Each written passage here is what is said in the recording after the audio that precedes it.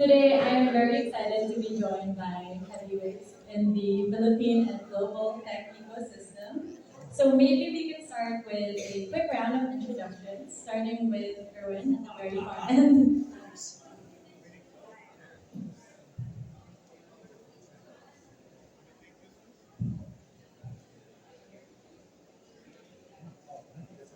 Sound check. Check one, check one. All right. Former DJ, former B-boy. My name is Erwin Benedict Valencia. For those of you who are this morning in this talk, I am a health and wellness and high performance coach, as well as a wellness expert globally, but also from this context, I'm a two-time nonprofit founder, as well as a founder of one of the first ever social impact Web3 projects during the period of time digital assets and NFTs were really out there, as well as, again, in this context, an advisor and investor of wellness tech and AI startups. So this is my here, so thank you guys for being here, and thank you for having us back. Thank you, Erwin. Hi everyone, my name is Giorgio Flores. I started Plug and Play in 2006 in Silicon Valley. We're a VC, we're an accelerator, and we're a corporate innovation platform. Came back to the Philippines to oversee our operations here in Asia about 10 years ago. And I'd like to think that I'm kind of semi-retired, but I get pulled to these sort of things. I enjoy it. Hello, everyone. Thanks for being here. My name is Chris. I'm a co-founder of Integra Partners. We are a Singapore-based VC fund, investing about 150 million US across Southeast Asia, and I cover the Philippines for Integra. In the Philippines, we're investors in Sprout Solutions, in Brancas, in Advanced PH, in ProCredit, and in Kindred, and we're hoping to do more.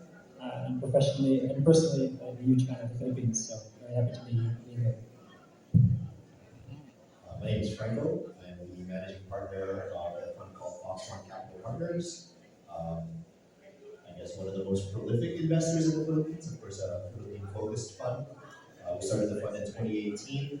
Um, Today we manage two different funds and have invested in about 40 different startups in the Philippines. You probably know most of them. You probably invested in many of them, and there are some that are in the audience today. Thank you, everyone. And just a little about myself. I'm Isa. I'm currently part of the Forge Ventures team. We're an early stage venture capital fund based in Singapore. I cover investments across the region, but I've always been personally biased towards backing startup founders here since I spent most of my career here in the tech ecosystem here in the Philippines too. So today the theme of the panel is navigating the Philippine investment landscape. And so I thought we'd start by talking about the current state of our ecosystem. I was talking to some of these folks earlier about how ever since I moved to Singapore, I feel like the Philippines has become a hotspot for investment opportunities. And I'm wondering how you guys think the current year has performed for the Philippine tech landscape, especially compared to previous years, and you're really starting to see that rise. Maybe we can start with Franco, since I know you talk about this a lot in other panels as well. Yeah, I mean, I just want to say I called it, right? I mean, last year, the year before, I've been saying this multiple times over that the Philippines would really be the next hotspot, and it was for a lot of different reasons. Part of it was, of course, the Philippine growth rate itself. Of course, we're growing at average 6% per year. We have one of the youngest populations in Southeast Asia. Relatively stable economy, relatively stable government, of course. So it's you have the macro side, right? But part of it is also what's going on outside. And India, by and large, and I think Chris and some of the regional investors can speak to this a little bit better than me. They have experienced a little bit of a plateauing, I'll call it a plateauing. And if you combine both of those two factors, then yeah, I think the Philippines becomes super duper interesting. And you know, we come out with our own venture capital report. It's called the Philippine Venture Capital Report. It's usually published every March. I would encourage you to download it. And what we saw and what we tracked is that last year, for example, lots of super early stage investments in the Philippines, right? Seed, pre-seed stage investments, including coming from Integra. Um, this year, what we're actually seeing is a little bit later stage investments, and specifically into fintech. I mean, we can all kind of name it, right? I mean, we have Gcash with MUFG investing in that. We have Salmon with the IFC investing into that. First Circle, same thing. And Bill Eats, right, with TPG investing into it. So actually what you're seeing is not only the Philippines itself becoming a much more exciting place for early stage investors to invest into, but a much more stable place for later stage investors to invest into. So we're getting to this point where the ecosystem is maturing and filling in much more. That's a really great point. I think it's great to see a lot of these early stage startups now graduate to the Series A, B stages, which is normally the hardest part of the company building phase. I'd love to ask Jojo as well. I know you've been in this industry for a long time, and I'm wondering how this current landscape differs from the Philippine tech ecosystem you first saw when you maybe moved back. If you're talking about 2010, so much different. I had, first of all, I had much more hair then. Even Paul had hair, and Jay didn't have white hair. So yeah, I think in terms of number, I think it's very. If I'm not mistaken, when I did the first pitching competitions here in the Philippines through the On3 platform that we actually did also with DTI back then, uh, the funding per year was less than $50 million, maybe about 20, $30 million in that time, and now it's just totally different. So in terms of investment value, in terms of number of startups, we probably had less than 100 startups then. It hasn't really increased that much still, but it had increased. And in terms of sophistication, also, I think it's not that I'm Filipino, but I like the startups here better than a lot of our Asian neighbors, including Korea and Japan.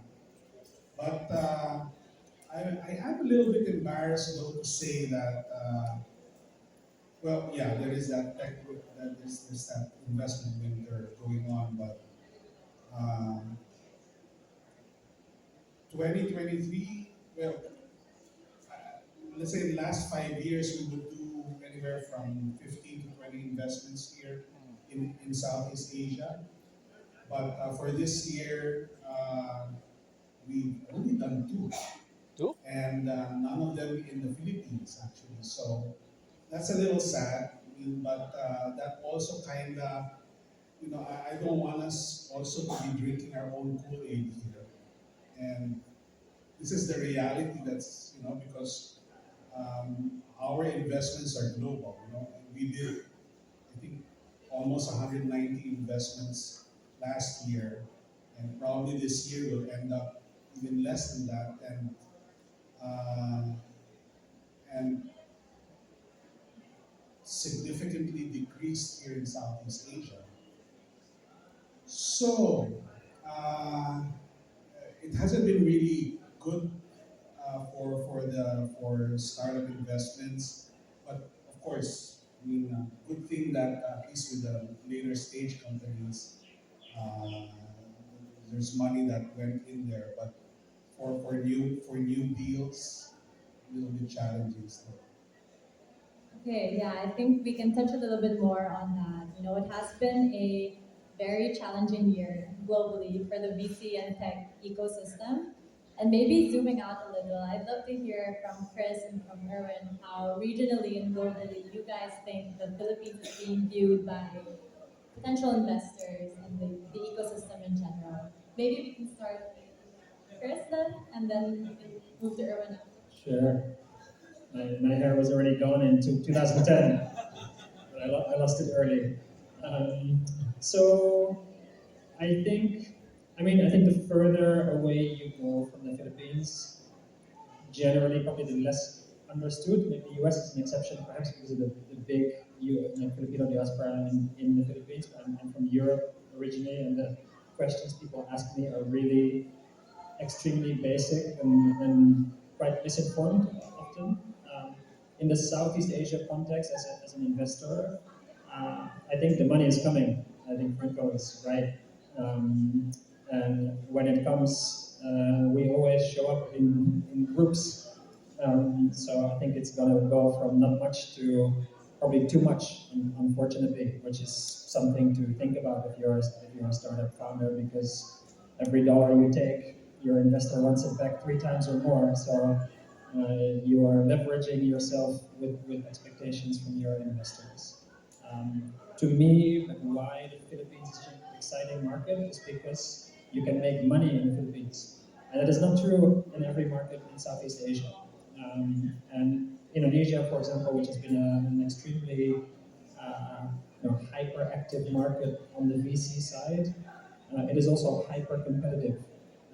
And scaling without margins is not a great end game unless there are such network effects that you have to be the biggest in order to take the entire market. But for 99 out of 100 startups, that is not the case. You're running an operating business that is enabled by technology, and higher gross margins is better. And I think in that perspective, the Philippines is a very exciting market. Not always for great reasons, but a very exciting market nonetheless. Yeah, no, definitely agree. When I would get asked about the Philippines before too, the very basic questions were so silly. And now, maybe 2 or 3 years after, I'm actually surprised to see how a lot more regional investors are familiar with the tech ecosystem here now. Many thanks also to the work that you guys have done, like Franco preaching about the Philippines in the regional panels. So there's a lot of work to be done, but already a lot of work that has been done. So it's great to see. Erwin, I'd love your take as well from a global lens, how the Philippines is perceived as an investor, maybe even as a founder. Yeah, so before I begin, I want to preface this by saying that I come from the lens as an angel investor, as well as somebody that's really more on the wellness tech, and health side of things. So most of the understanding of what I see as an investment is things that I can see from a personal lens of how I personally can invest, or people in my own communities, as well as the fact that anything that my brother Earl would tell me about. And so my lens is a little bit different. I'm a bit of a thorn among the roses in a sense here, because I'm different. I like being different. So the way I look at things is that when I see the Philippines and the possibility of investments here, it has to do with what feels good for me, what feels good with regards to how I can make a difference in the country. And so the landscape depends on what I hear from the people on the streets, what I hear from the people in the provinces. Just last week, I spent time back home in Davao, where my family's from, and I got invited to a founder circle. And I listened to what people were saying in Davao. Even from a regional perspective, what everyone is talking about in Manila, I don't think you really hear what even what's happening in Davao. So you have to think about it from that perspective. Like for me, I got really excited about the possibility of growing the cacao market, where we have the possibility of actually owning a massive piece of what cacao can be with regards to the best cacao on the planet. We have some of the best cacao on the planet, and how can we have a market share leader? And so these are things that even from a regional perspective, and mind you, once again, I come from the lens of being an angel investor, and two, also from a wellness aspect. Cacao in the wellness space is massive. Knowing what chocolate really does, and the fact that we have it in our own land to create some of the best cacao on the planet, why not look at that? So, and from my wellness community, they're all about that. And if anyone here has been to a cacao ceremony, anyone in the spiritual yoga space, you're like, okay, this is great. And to think that this is from here. So I think it's about those who come and visit, understand what the possibilities are in the streets, in the provinces, in the landscapes that are beyond this bigger lens. And the evangelists that come back to wherever they're from, particularly in the US where I'm from, like, oh, you see everything you post about cacao. It's like, how can I get a piece of that?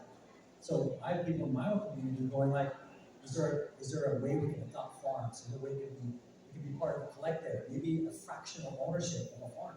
So now I'm thinking Web3 here, because I come from the Web3 space. And so for me, I think it's interesting to understand the landscape from the grassroots level, understand the landscape from the bottom. And I understand the tech is part of this, but in the end, the Philippines, really, we have so much here that's beyond just the people and the technologies that we have on the land. And if we can really find a way to not only capitalize that and market that, I think the market share we can own in certain parts that are inherently ours, I think will be something that can really prosper globally. I've never heard of a cacao ceremony before, actually, but now I'm really intrigued. You mentioned a lot about cacao, and we've heard a lot about other consumer businesses that other investors were excited about in the Philippines. I'm curious if you guys see that to be a promising sector, or if there are other sectors that you guys are personally excited about when thinking about investing in the Philippines. Franco, would you want to go first? You guys are big consumer investors and also investors in other sectors as well. Yeah, we've invested in a lot of consumer-facing businesses, and I think it makes a lot of sense, right? It's because our economy is basically made up of consumer-driven, right? So we've invested in direct-to-consumer brands, some of them coffee, Color Rep, of course, and we'll continue to do so, right? But if you actually look at the way that the money has been flowing into this country, what you'll notice is that it really does start. It's kind of like a trend in all emerging markets, right? It starts with things like fintech, right? And that's why Gcash has been growing, and a lot of people have been piling money into that. And everything I mentioned earlier, by the way, was fintech. And then it goes into things like e-commerce and then it flows more into things like logistics, and eventually it starts flowing into things like B2B. So actually, even if you look outside today at all the companies, most of the companies that are actually presenting, it's mostly B2B. And I think that again speaks to the maturation of the market itself, right? So to me, B2B will be something very, very interesting moving forward broadly, by the way, very broadly. And then you start looking at which sort of investors are actually looking at the Philippine market, right? And so to the title of this panel, navigating the Philippine investment landscape, I think one must understand what sort of investors are looking at, right? So for example, Integra, which is your original investor, Chris, he has very specific industries that he wants to invest in. And I think those types of funds, like Integral, will help drive the type of innovation that will come out of this country as well. And I'll use that to let Chris speak about his fund. Thank you, Franco. We've made 35 investments so far out of two funds. 34 are B2B investments. So to your point, I think we try to invest in consumer trends or in consumer stories, but we try to invest in the enabling infrastructure to help make those stories grow. And so, in the sectors in which we do that is predominantly financial services. So, if you think of the Philippines, you can think of payment rails. You can think of data companies that are doing scoring. You can think of logistics. You can think of SME lenders that are enabling consumer brands to manage their working capital. And so that's always the lens through which we look, and it goes back to margins again for us because as a relatively small fund manager in the global scheme of things, $150 million is not a lot of money at the end of the day to build companies, and building consumer brands is a very capital intensive exercise. And so for us, we look for the B2B layer where maybe the growth is less hyper than in the consumer side, but it is also with strong unit economics from day one, and it doesn't require tens or hundreds of millions of dollars to scale. So that's the approach we take to investing.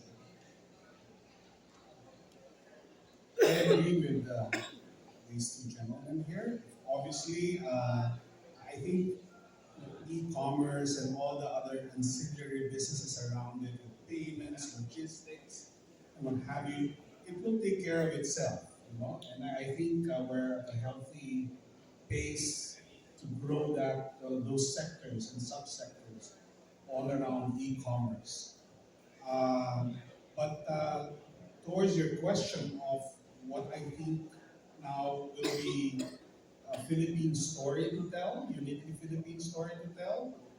Um, and a number of you, including Franco, have heard me tell this story for many times now, but I'll be a broken record.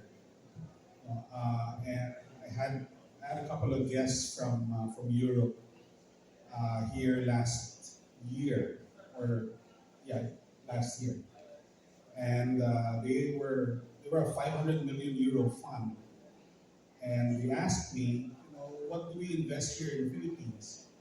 And I was kind of sad because I couldn't give them a real fun story to tell about the Philippines. And that got me thinking, it shouldn't be happening again. So I said, what kind of, aside from our mangoes and our bananas and our pineapples, what is the Philippines known for? And it's right under our noses. We have a huge services industry in this country. Our IT BPO is a $35 billion industry employing almost 2 million people. We have our overseas workers remitting 35, $40 billion a year. And there's at least 10 million of them at any given time sending that money to the Philippines. And we also have a huge electronics assembly industry, which is a $50 billion industry, represented by 500 companies here in this country. You put all of these together, it's more than $120 billion. How much is our GDP? Our GDP is only $400 billion. So it represents more than 25% of the country's business. I don't need to explain that anymore to any foreigner, that we have a strong services industry. Someone from the US will call AT&T and it's a Filipino going to be answering. Okay? Someone from Europe, you go to a Norwegian cruise line, most probably the person who's serving you a drink in the bar is a Filipino in the ship. You go to the US again and it's probably a nurse. The nurse is probably a Filipino. So I don't need to explain that to any foreigner. We have a very strong and huge services industry. But it is a service industry. Objectively, you really don't create value except cash flow. There is no IP Hindi or product. intellectual property on top of it. So I think, and this is going to be my advocacy in my semi-retired life in the next couple of years, is to not only protect that industry, because you guys guess, in 2, 3 years time with AI, with generative AI, with natural language, our IT BPO can disappear in the snap of a finger. I don't know. I mean, if you want to believe that or don't believe that, but I think it's really threatening. Okay? So instead of me waiting for it to happen, what I want to do is find opportunities where there are technology gaps and bring those technologies into the Philippines, whether create them here locally or accelerate the process by bringing in the technologies. A couple of hours ago, we featured 12 companies in the other room. Okay, that these are new technologies from all around the world, from the Philippines, from Singapore, Malaysia, Brazil, Germany, US, with existing technologies that can help our IT BPO industry today. Okay? When these companies come here, I think these are going to be the next generation or the next batch of investment opportunities. Because we're not the only ones who have $120 billion industry. This is $1 trillion industry. We can sell the same technologies to Mexico, to India, to China, to Eastern Europe. I think this is going to be for the Philippines unique. You know, I run over 100 acceleration programs all around the world in 60 cities. Okay?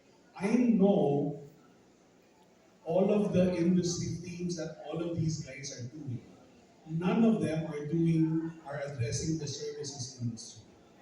So if I can go to you, you ask me what to invest in, say, I have 50 of the hottest startups in the services industry. You cannot find them anywhere else in the world because we're accelerating them here only in the Philippines. I know that. I can say that because I I know I know it because I'm not doing it in any part of the world. So I think this is going to be the next big thing for the Philippines, and I really encourage our local ecosystem to look into this industry. There's a lot, Dr. Paningin, we have a lot of really smart students in the universities. I'm sure they're asking us, what do I work on? So here are all the actual problem statements of the industries. We have them already, we've collected them. We can show it to them and say, you build products that will solve these problems. So these same products now, if we sell here locally, and if we're successful, we can sell them globally. That's how you make unicorns, right? So anyway, sorry for taking a long time to answer that, but yeah, I really think that's where the country should be heading after, uh, yeah, that's stuff. No, thank you for that, Jojo. I could feel the passion for the Philippine ecosystem, and I'm sure everyone could too.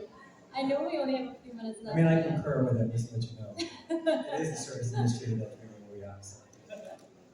So my next and maybe our last question will actually go to Erwin first, and it's because I know we all have different investor hats that we wear in different capacities. I'm curious to hear what you guys look for when you're looking at potential investments, like the top, two, three key things that make you want to invest in an opportunity. And we're starting with Erwin because I know he has a framework that he uses. So once again, I'm here to frame this, as you just said, from the lens of an angel investor and not a venture. I mean, everyone here is venture fund. I'm the lone angel guy, especially for early stage startups and seeds. And so I personally put my own money to be able to trust in situations to occur. So I have a framework, as you just said. I call it my 3 Ps. First is product.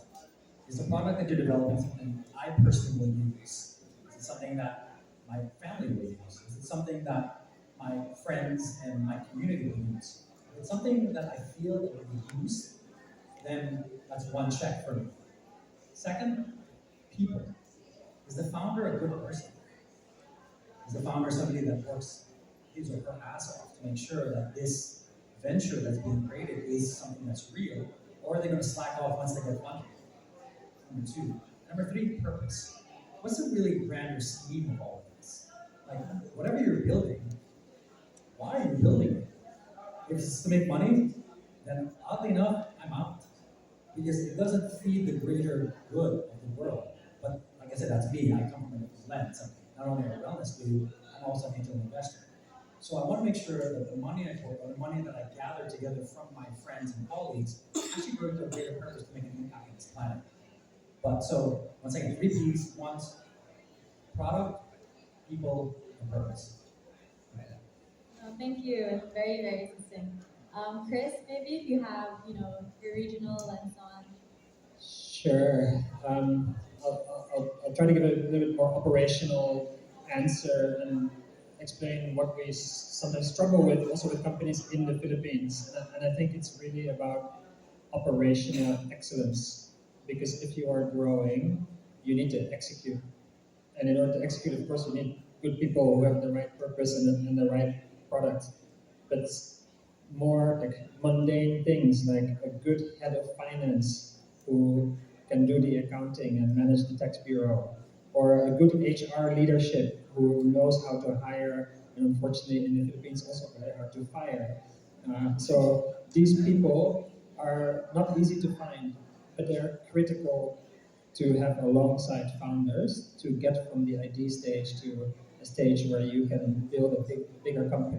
And I think the ability of founders to attract these people as part of their team really makes a difference for us between scaling and getting stuck along the way somewhere. Thank you guys. I think that's all the time we have for today. So we're gonna end on that note. Thank you guys for all the insights